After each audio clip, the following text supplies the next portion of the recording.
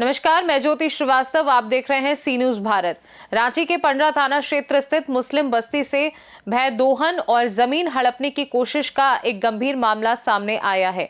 पीड़ित ने इस संबंध में पंडरा थाना में लिखित शिकायत दर्ज कराई है। पीड़ित का कहना है कि उनके माता पिता ने वर्ष 1993 में मौजा पंडरा में विधिवत निबंधित जमीन खरीदी थी, जिस पर तभी से उनका मकान बना हुआ है और वे शांतिपूर्वक कब्जे में रह रहे हैं। आरोप है कि जमीन कारोबारी राफे कमाल ने उन्हें जबरन जमीन छोड़ने की धमकी दी। दबाव बनाने के उद्देश्य से उनके खिलाफ अरगोड़ा थाना में रंगदारी समेत अन्य मामलों में केस दर्ज कराया गया। स्थानीय लोगों और मौलाना का कहना है कि ये जमीन मुस्लिम बस्ती और मस्जिद से जुड़ी है, जिस पर अब भू माफियाओं की नजर है। घटना के बाद से बस्ती में तनाव का माहौल बना हुआ है, खासकर महिलाओं में भय देखा जा रहा है। बस्ती वासियों ने रांची जिला प्रशासन से निष्पक्ष जांच कराने और जमीन पर किसी भी प्रकार के अवैध कब्जे को रोकने की मांग की है। अब देखना यह है कि प्रशासन इस मामले में क्या कार्यवाही करता है। इकट्ठा होने का मतलब और मकसद बस यही है कि यहाँ पे मस्जिद की ज़मीन की विवाद चल रहा है। मैं काफ़ी दिनों से यहाँ पे हूँ, आज तक कोई यहाँ पे आया नहीं और बनाने के समय भी कोई नहीं आया। लेकिन जब बन गया, सारी चीज़ें मुकम्मल हो गई, इसके बाद लोग नाफी जोखी करने के लिए आ रहे हैं। ये गलत है ना। जब बन रही थी मस्जिद, विवाद खड़ा करने वाले कुछ लोग हैं, उनका तो मैं जानता नहीं हूँ, आते हैं और नाफी जोखी करते हैं, ये गलत है। और जैसे कि हमारा कहना ये है कि मस्जिद जब बन रही थी उस वक्त आपको ये सारी चीज़ों पे ध्यान देना था। अगरचे आप ये कहते हैं कि ये मस्जिद गलत जगह पे है, उस वक्त आपको यहाँ ध्यान देना था। और अगरचे अब बन गया है, तकरीबन 10 साल, 15 साल, 20 साल यहाँ पे ज़मीन हो गई और इस ज़मीन के जो कागज़ात हैं वो सारी चीज़ें हमारे पास हैं, सारी चीज़। और यहाँ पे लोग इकट्ठा होने का मकसद यही है कि आखिर मस्जिद का ये विवाद क्यों, मस्जिद यहाँ पे है तो आखिर कुछ दिन आज से जब बन रहा था मस्जिद, वहाँ उस वक्त लोगों ने क्यों नहीं आया। सरकारी आदमी नापी कर रहे हैं या फिर कोई ऐसे ही ये पकड़ के लेके के किसी को भी नापवाने लगे? नहीं, लोग जो हैं, हमको तो ऐसा लगता है कि प्राइवेट लोग हैं, है ना, सरकारी आदमी नहीं आया कोई। अगरचे आपको कोई सरकारी बातचीत भी नहीं करता है? नहीं, अगरचे सरकारी आदमी आता तो कोर्ट का आदेश लेकर के आता और कोर्ट वो बताता हमको कि हाँ भाई, यहाँ ये गैर कानूनी मस्जिद यहाँ पे बनी हुई है। कोर्ट अगर आदेश ये कर दे कि ये मस्जिद गैर कानूनी है तो हमने बाबरी मस्जिद को दे दिया खुशी से। ये सिर्फ और सिर्फ कोर्ट के बिना पे, कोर्ट ने कह दिया कि हाँ ये मस्जिद यहाँ पे नहीं है तो नहीं है, मैंने मान लिया। अगर कोर्ट आज भी कहती है कि ये मस्जिद यहाँ पे नहीं बनना चाहिए, यहाँ पे नहीं रहना चाहिए, तो आज भी मैं मस्जिद को खुशी खुशी से देना मुनासिब समझता हूँ, समझ गए ना। लेकिन आज तक कोर्ट हमें या फिर यहाँ के लोगों को कोर्ट जो है से बताया ही नहीं या फिर कोर्ट आया नहीं। तो प्राइवेट लोग अगर आकर के आज ये बात कहते हैं कि ये मस्जिद गैर कानूनी जगह पे बनी हुई है, गैर जगह मतलब जो है से कि ये ज़मीन सही ज़मीन नहीं है, तो कोर्ट आकर के बताता कि ये सही ज़मीन नहीं है। प्राइवेट लोग अगर आकर के कोई कहते हैं, मामला भी इस पे दर्ज हुआ है? कुछ जानकारी है आपको? हाँ, कुछ मामले भी दर्ज हुए हैं, सारी चीज़ें यहाँ के जो है से कि थाना में दर्ज हुए हैं। इसके बाद हमारी अगर बात आती है कोर्ट तक, तो कोर्ट तक भी पहुँचने में हमको घबराहट नहीं है, क्योंकि हमने सही जगह पे मस्जिद बनवाई है और आज नहीं बल्कि आज से 10-15 साल पहले बनवाई है। इसका इरादा पहले से ही चल रहा था, ठीक है। तो आज ये मस्जिद को टारगेट बनाया जा रहा है, ये गलत है ना। और ये इस मस्जिद के ज़मीन को अगरचे टारगेट बनाया जा रहा है, ये भी गलत है, हमारा कहना है। मेरा नाम कारी अज़हरुद्दीन, ये मस्जिद असगर का मैं इमाम व खतीब हूँ।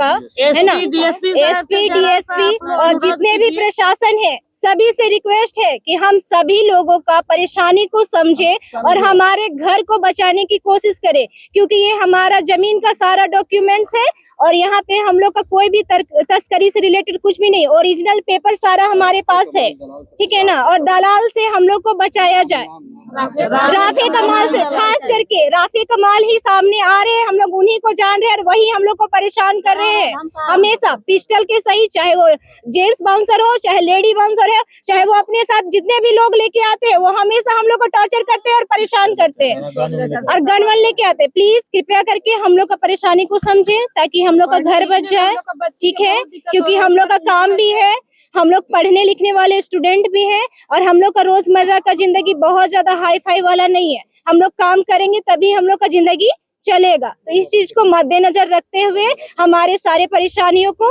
क्लियर कीजिए, क्योंकि ये 15 दिन से हम लोग रात में सो भी नहीं रहे हैं, हमेशा कुछ ना कुछ गड़बड़ हो रहा है और रेगुलर कोई ना कोई राउंड मार के जा रहा है और इन सब चीजों से हम लोग इतना आजिज आ चुके हैं ना कि लास्ट में हम लोग को परेशान किया जा रहा है। तो प्लीज उन लोग रिक्वेस्ट को। रांची से सीनू संवाददाता नदीम दानिश की रिपोर्ट।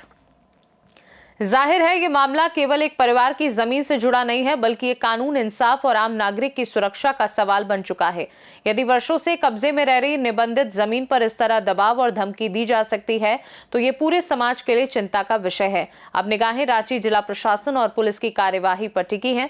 देखना होगा कि क्या पीड़ित परिवार को न्याय मिलता है या फिर भूमाफियाओं के हौसले और बुलंद होते हैं। खास रिपोर्ट में फिलहाल के लिए इतना ही। बने रहिए सी न्यूज़ भारत के साथ, हर खबर आपके साथ, आपके हाथ।